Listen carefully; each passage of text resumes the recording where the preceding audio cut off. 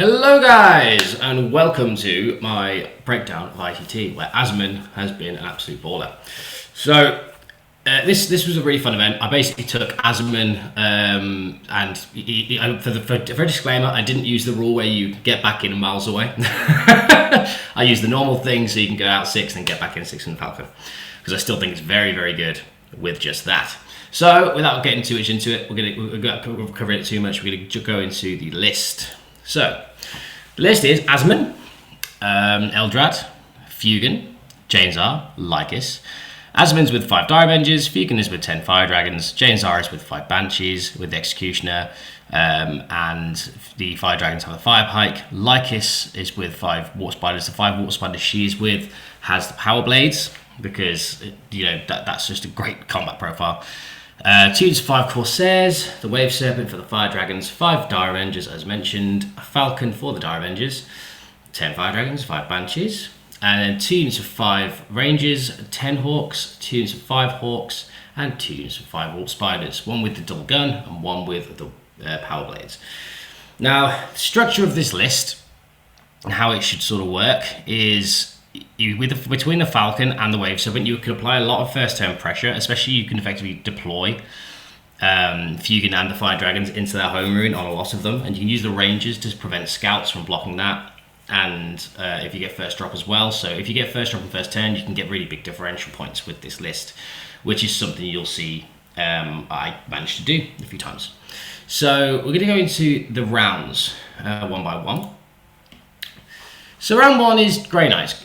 So Grey Knights are in an interesting spot right now. It's Warpbane with the Dread Nemesis Dread Knights, the Purified Brick, and scoring around it.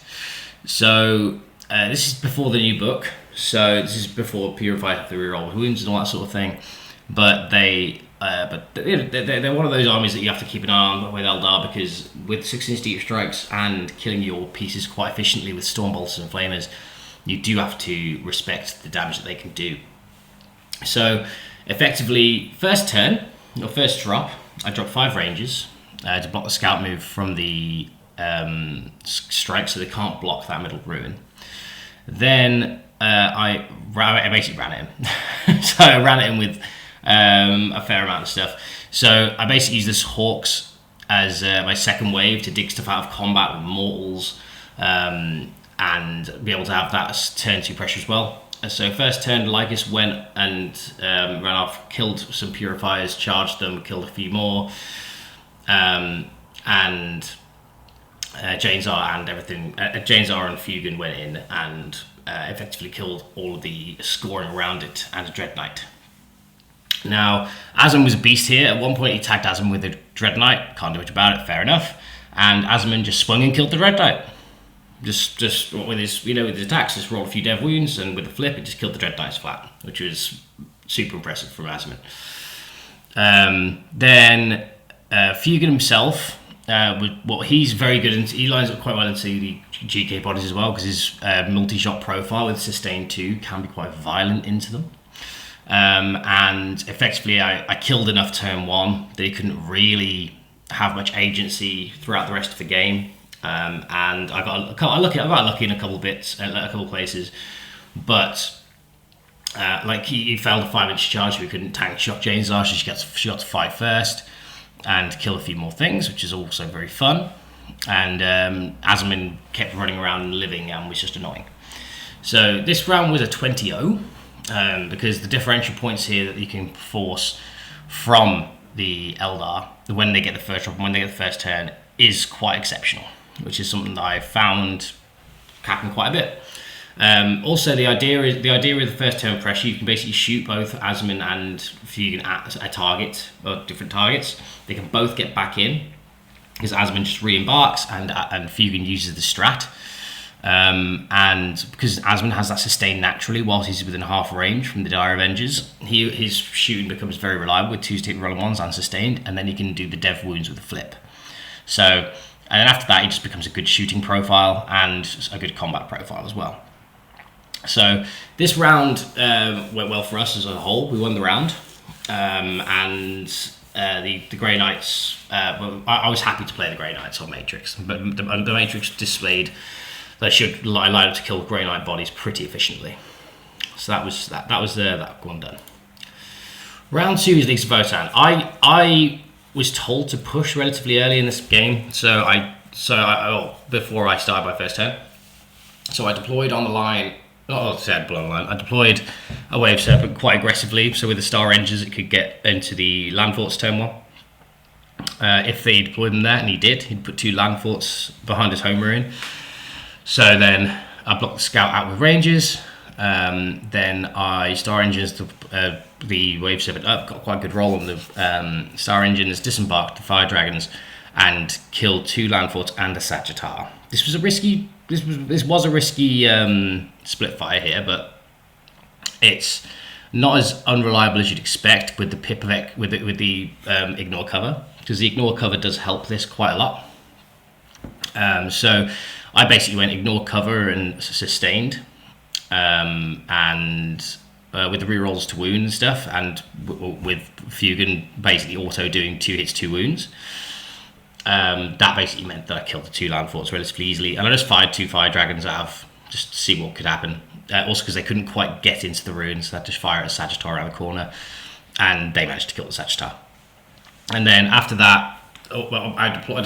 Before that, I also sent Azerman down a line, because where the land forts are deployed, there's no way to put 10 Berserkers anywhere else but within line of sight of Azerman where he Star Engines too. So then they disembarked, did a couple mortals, but then the Dire Avengers and Azerman just wrecked that squad, like pretty badly. And that squad was dead. Then Lycus and Lycus with the James R, the Lycus and Warspire squad went in, flamed some bits. James R staged for the turn afterwards with the 20 Hawks, and Lycus shot killed a scoring piece, charged, killed bikes with the power blades as well, and then the other unit Warspire shot, killed in the scoring piece. So this whole aggressive play sort of situation is the sort of common theme throughout the tournament, unless there's so much pressure that I can't do it. So this went quite well. As you can see, I got 20-0 in this one as well, and the Azerman is sort of coming into his own throughout these games, because by the end of my turn 2, I think there's a Sagittar left on the board, and that was it. So it got quite killy quite quickly. So that this one was said and done when the Fire Dragons didn't whiff effectively.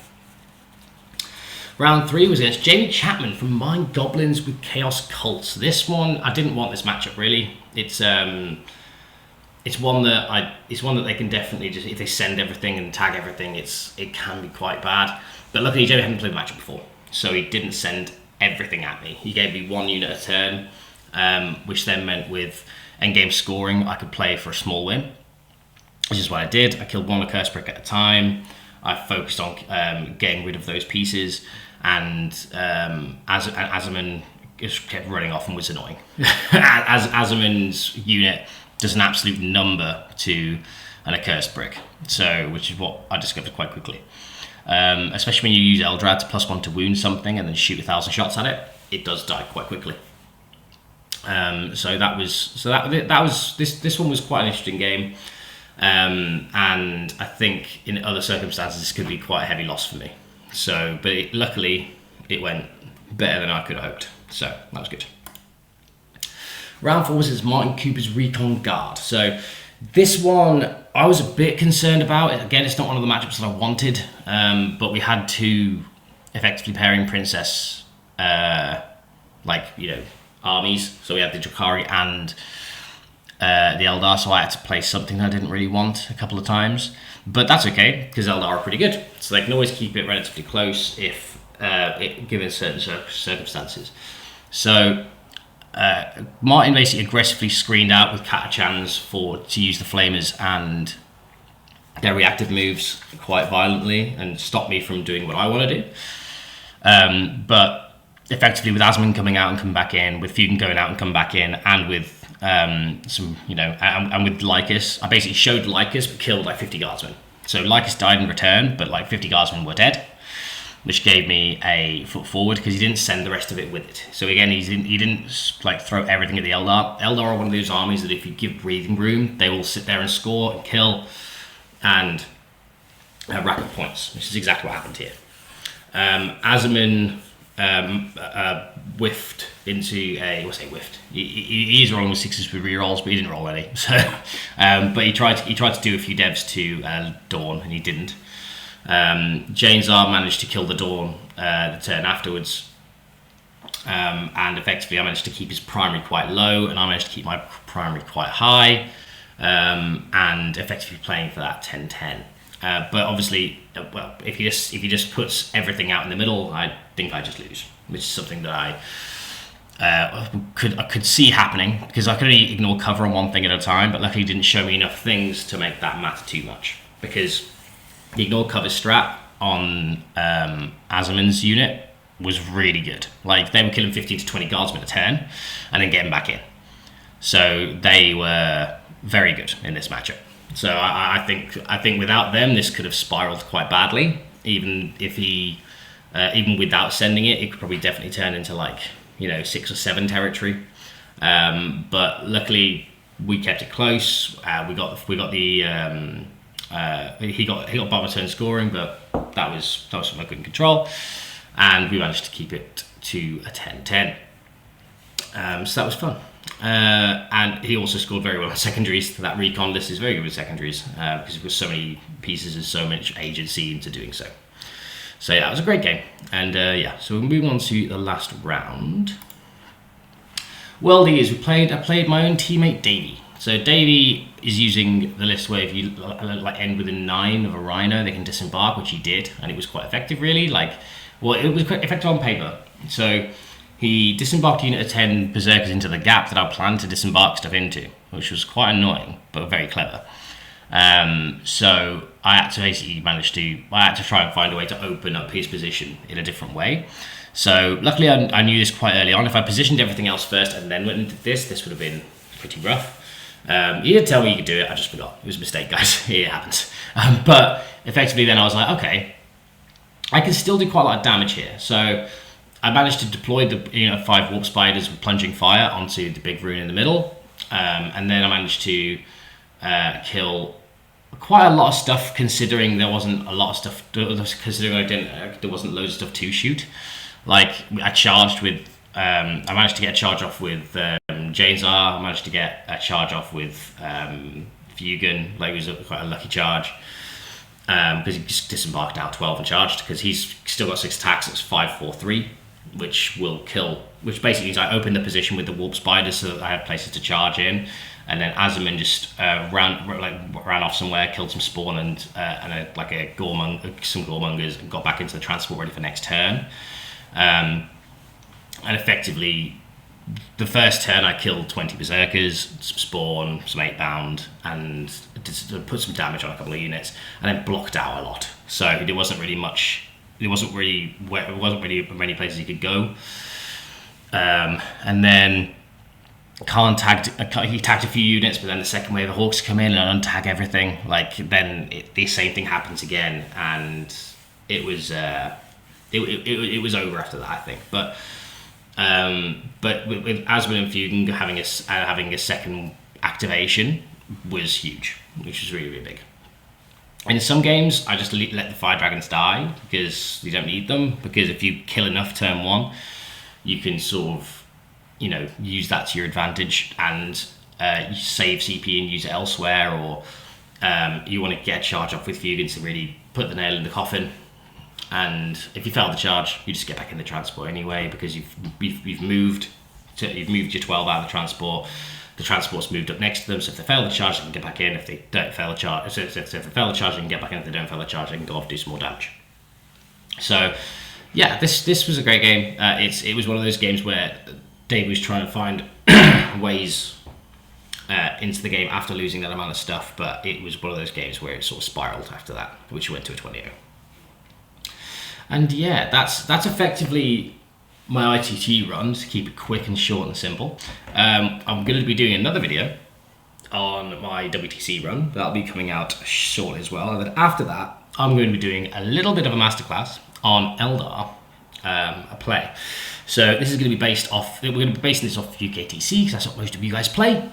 So effectively, I'm going to be showing you my deployments, my thought processes, different matchups, the sort of predictions you can sort of expect into certain games. And I'm going to try and touch on briefly how to pair them efficiently as well. So yeah, thanks guys. It's been a pleasure. Please do like, comment, and subscribe. Let me know on any weird Aeldari lists that you're testing at the moment. And I'll be very interested to see how you guys are doing with that. And yeah, so I'll see you at the next one, guys. See you soon. Bye.